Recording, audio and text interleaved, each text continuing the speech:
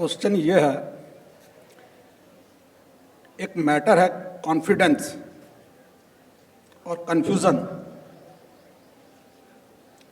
Seniors के अंदर में भी हो सकता है, शायद है।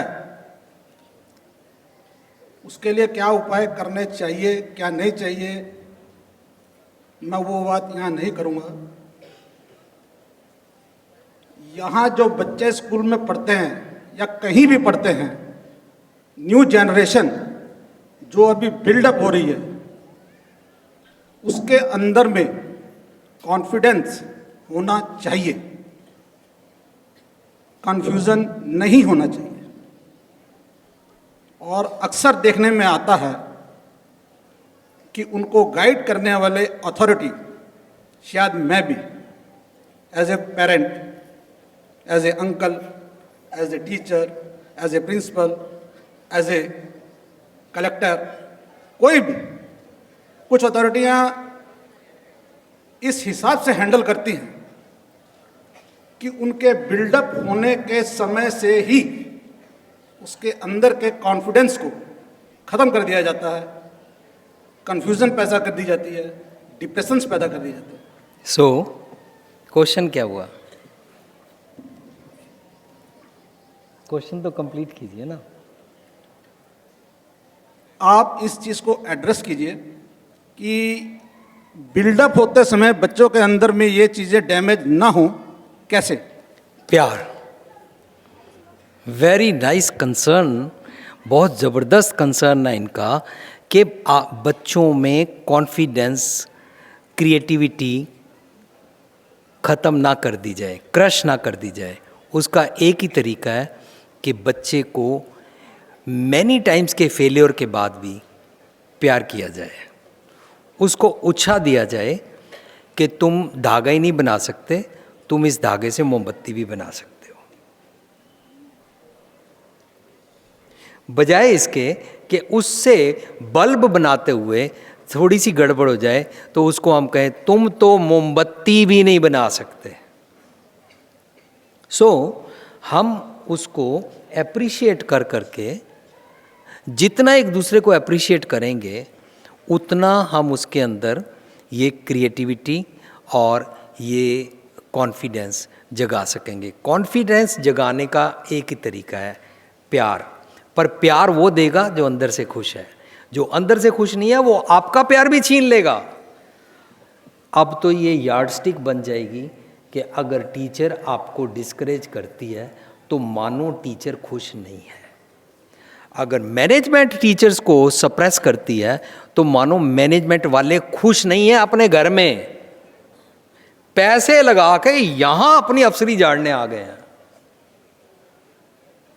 तो सारी ऐसे चेन बनती जाएगी कि जो अंदर से खुश है वो बाहर ओवरफ्लो करके प्यार बांटेगा। आज आके प्यार और खुशी, ये दोनों पॉइंट्स इंटर रिलेटेड प्ले करने पड़ेंगे, यही रोल प्ले करते हैं। Thank you. मैं सर शुभम अग्रवाल, और सर मैं अभी क्लास 11th में हूँ। और सर मैं इस स्टेज में हमको हर तरफ से कैरियर के लिए फोर्स किया जाता है, कहीं पे भी, घर में। किसके लिए? इस स्टेज में हमें कैरियर बनाने के लिए कुछ बनना है, सब जगह से फोर्स किया जाता है। यहाँ तक कि हम भी कुछ बनना चाहते हैं, ऐसा नहीं है कि मतलब खाली फोर्स किया जाता है, हम भी कुछ बनना चाहते हैं। परंतु हमें कई जगह से एडवाइस भी मिलता है कि तुम स्पिरिचुअलिटी के ऊपर ध्यान, मतलब स्पिरिचुअलिटी के ऊपर ध्यान दो या फिर दूसरों को हेल्प करो। तो मतलब इस स्टेज में हमको, जब हमको कुछ बनना चाहते हैं तो इसमें ये हर्डल बन सकते हैं ना, तो हमको मतलब क्या करना चाहिए? क्या हर्डल बन सकता है? दूसरों को हेल्प करना, दूसरों को हेल्प करना, या फिर स्पिरिचुअलिटी, मेनली स्पिरिचुअलिटी थिंग। आप ये बताओ कि मान लिया एक क्वेश्चन आपको आता है कि 2 × 5 = 10। आपको ये क्वेश्चन आया, आपने एग्जाम में इसका नंबर, इसका 2 × 5 = 10 आपने आंसर किया। अब क्या होना चाहिए? आपको पास कर देना चाहिए या फेल? पास ही करेंगे। पास। क्यों? मैंने राइट करके आया। राइट आंसर किया। राइट आंसर किया, इसलिए नंबर देने वाला, पास फेल करने वाला आपको पास करे। ये पास वो करे क्यों? क्योंकि आपने आंसर सही किया। करेक्ट? वो पास आपको इसलिए कर देता है क्योंकि आपने राइट आंसर किया है। उसको ये पास करने वाला जो फर्ज है ना, इसको स्पिरिचुअलिटी बोलते हैं। बट जैसे भगवान या फिर दूसरे से नहीं, आप सिर्फ स्पिरिचुअलिटी की बात करें, भगवान के बारे में मैं नहीं कुछ जानता। उसमें ये भी तो I don't know anything about God, मुझे नहीं मालूम।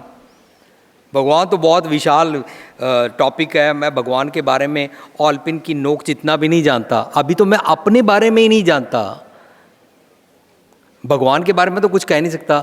आप बात कर रहे हैं स्पिरिचुअलिटी की। स्पिरिचुअलिटी वो फर्ज है, जैसे आप रिक्शा में बैठे, आपने रिक्शे वाले से पूछा वहाँ जाने के कितने पैसे लगते हैं, उसने बोला वहाँ जाने के 18 रुपये लगते हैं। आपने उसको 20 रुपये दिए, उसने 20 रुपये में से 18 रुपये काट के आपको 2 रुपये वापस किए। वो जो 2 रुपये वापस करने का फ़र्ज़ उसको याद आया, उसको स्पिरिचुअलिटी बोलते हैं। आप बोल रहे हैं स्पिरिचुअलिटी हमारे पढ़ाई में, करियर बनने में रुकावट है। Who told you? तो सर स्पिरिचुअलिटी नहीं लेंगे अगर मैं जैसे बोला भगवान या सोल आत्मा हो सबके ऊपर ना, वो तो सब्जेक्ट मेरा है ही नहीं है। शांति लो सर। भगवान लोगों ने बनाया हुआ है, एक कहीं आसमान में बैठा हुआ कोई जादूगर है, ऐसे की ऐसे कर देता है, कुछ लोगों को लड़ा देता है, फिर कुछ लोगों को बीमार कर देता है, फिर कुछ की प्रार्थना सुन के उनको ठीक कर देता है, फिर ऐसे करामात करता है। कुछ लोगों ने ऐसे भ्रांति वाला भगवान बनाया हुआ है। सोल बनाई हुई है, यहाँ से मरते हैं, निकलती है, ऊपर घूमती रहती है, फिर कोई मम्मी पापा के अंदर घुस जाती है, कोई भूत प्रेत बन जाती है, कोई चुड़ैल बन जाती है। इसलिए तो सब्जेक्ट में लेना ही नहीं चाहता। What kind of god you believe and what kind of भूत प्रेत you believe, what kind of soul you believe, ये मेरे सब्जेक्ट है ही नहीं है। मेरा सब्जेक्ट है स्पिरिचुअलिटी।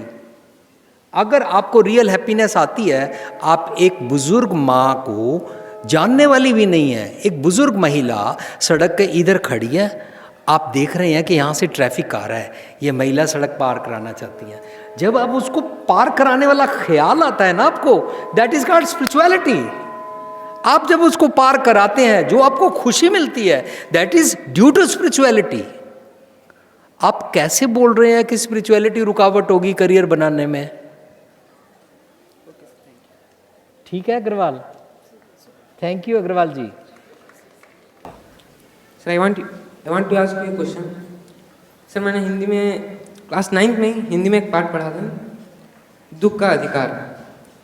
सर मैंने इस पाठ में पढ़ा था कि मीन्स एक गरीब बुढ़िया थी, तो उसे सब अछूत मानते थे, और मीन्स उसके बेटे की मृत्यु हो गई थी। एक मीन्स उन लोगों का मीन्स एक खेत था बस, तो वो खेत में काम करते करते उसके बेटे का मृत्यु हो गया सांप के डस देने से। तो सर यही थॉट अछूत का, सर बस वो पाठ पढ़ते पढ़ते तक क्यों रहता है? ये कहानी आपने पढ़ी या उसको अछूत का रहता है? ये मेरे को बात समझ में नहीं आई। सर कहानी ही अछूत के बारे में। कहानी है कि उस विधवा को सारे अछूत समझते थे। हाँ। उसका बेटा खेत में मर गया। अब बस वो कमाने वाले वही बेटा था बस उनके घर में। नहीं, तो अब सवाल क्या बना? मैम सर भाई लोग उसको अछूत क्यों मानते हैं? नहीं, हाँ। सवाल मेरा ये है कि वो, मैं सबका नहीं, मैं अपना ही बोल रहा हूँ, अपना भी बोल रहा हूँ कि वो जब पाठ पढ़े तो अछूत का फीलिंग सर मन में सिर्फ वो हिंदी पीरियड तक ही क्यों रहता है? आज तक क्यों नहीं है वो अछूत का? अछूत तो किसी को भी मानना बुरी बात है, ये तो होना ही नहीं चाहिए। सर वही चीज नहीं, अछूत मानने वाली जो बात मेरे मन में बैठ गई है, इससे तो मुझे छूटना है। लोगों को तो नहीं मैं छुड़ा सकता ना। तुम इसे अछूत क्यों बोलते हो, तुम इसे अछूत क्यों मानते हो, लोगों को नहीं मैं कह सकता। पर मुझे यह सीखना है, मेरे अंदर जो गंदे ख्याल हैं ये मुझे अछूत बनाते हैं। मैं नीची जात का हो गया अगर मैं गंदे ख्यालों के साथ जीता हूँ, मैं इवल थॉट्स के साथ लिव करता हूँ, मैं स्पिरिचुअलिटी नहीं जीता, मैं अछूत हूँ।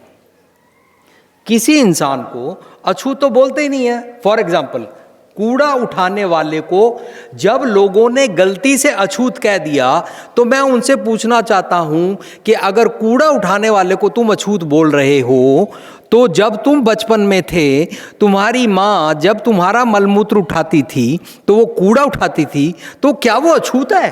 सर ये सेम क्वेश्चन मेरा है सर, यही सेम क्वेश्चन मैंने।